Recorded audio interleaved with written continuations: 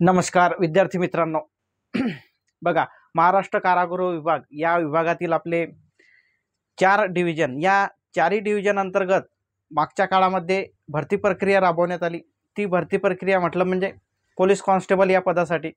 तर बघा, आता मिळालेल्या अपडेटनुसार लवकरच हे जे उमेदवार आहे, जे सिलेक्ट झालेले उमेदवार आहे, या उमेदवारांना लवकरच ट्रेनिंगसाठी किंवा डायरेक्ट जॉईनिंगसाठी बोलावलं जाणार आहे. आता हे काय सांगताय की डायरेक्ट ट्रेनिंगसाठी किंवा डायरेक्ट जॉईनिंगसाठी?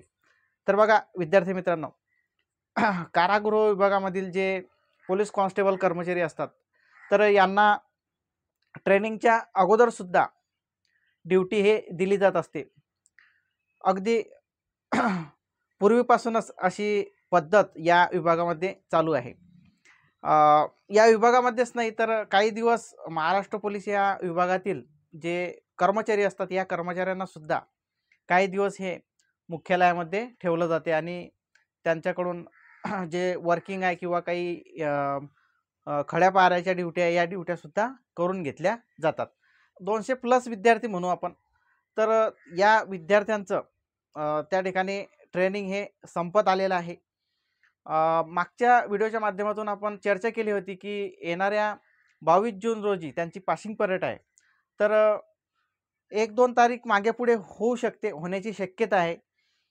बघा, आता नवीन अपडेटनुसार 20 तारीख, आता 22 जून हे तारीख तर होतीच, परंतु येणाऱ्या नवीन अपडेटनुसार 20 जून नाहीतर मग जास्तीत जास्त 22 जून या तारखेला त्यांची पासिंग परेड आहे. आणि पासिंग परेड झाल्यानंतर म्हणजेच 1 तारखेपर्यंत, 1 जुलैपर्यंत या सिलेक्ट झालेल्या उमेदवारांना जेलवर हजर व्हायचं आहे. म्हणजे त्या ठिकाणी जे तुमचं ट्रेनिंग सेंटर आहे, हे ट्रेनिंग सेंटर खाली होणार आहे.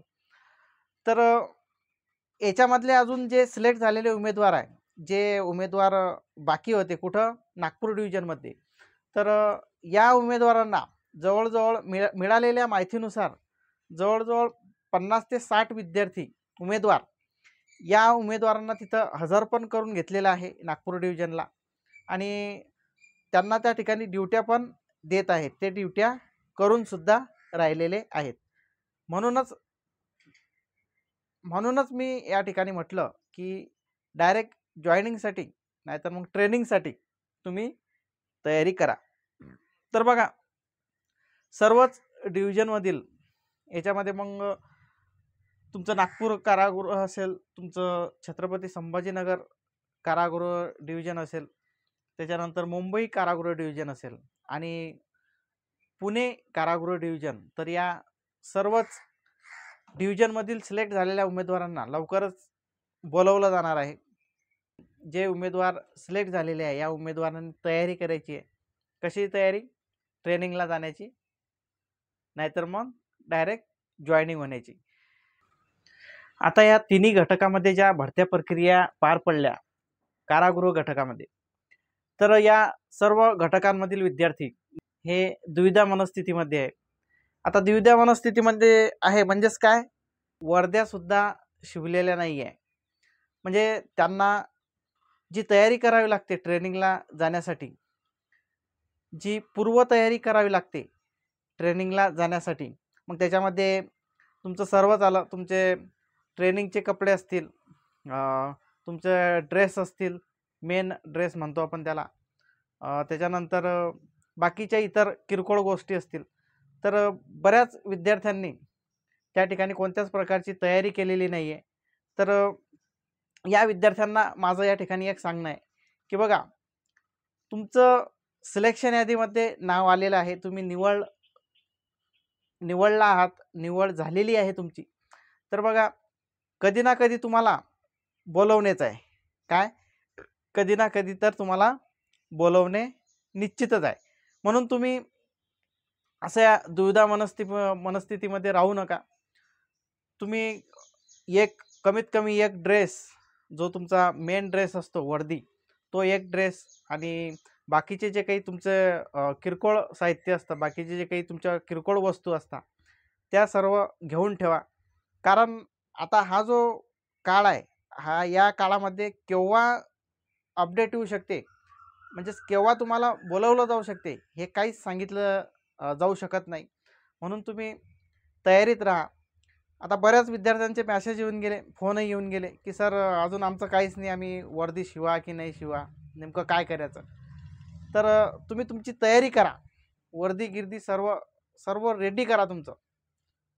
कारण बघा, मी तुम्हाला आताच मगाशीच सांगितलं की तुमचं सिलेक्शन यादीमध्ये नाव आलेलं आहे, तुमची निवड झालेली आहे, कधी ना कधी तुम्हाला बोलवणारच.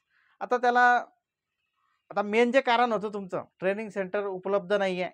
जे महाराष्ट्र पोलीस विभागातील जे कर्मचारी आहे यांचेसुद्धा ट्रेनिंग सेंटर हे पूर्ण पॅक झालेले होते. यांची ट्रेनिंग चालू होती. आता काळानुसार त्यांची ट्रेनिंग सेंटरसुद्धा हे खाली झालेली आहे. म्हणून आणि आपलं तर आहेच, आता आपली पासिंग परेड होणारच आहे कारागृह विभागाची. तर सर्वच विद्यार्थ्यांना या ठिकाणी बोलवलं जाणार आहे. आणि आता त्या ठिकाणी जे ट्रेनिंग सेंटर आहे ते ट्रेनिंग सेंटर पॅक झाल्यानंतरही आता बऱ्याच उमेदवारांना त्या ठिकाणी बोलवल्यानंतर त्यांना पाठवून दिलं जाईल ट्रेनिंग सेंटरसाठी ट्रेनिंग करण्यासाठी.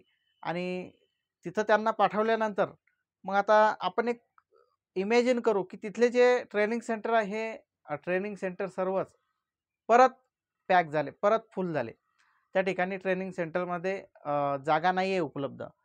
तर या मुलांना बोलवणार नाहीत का? तर निश्चितच तुम्हाला बोलवणार आहे. मग कशासाठी बोलवणार आहे? तर डायरेक्ट तुम्हाला जॉईनिंग देणार आहे आणि डायरेक्ट तुमच्याकडून ड्युट्या करून घेणार आहे.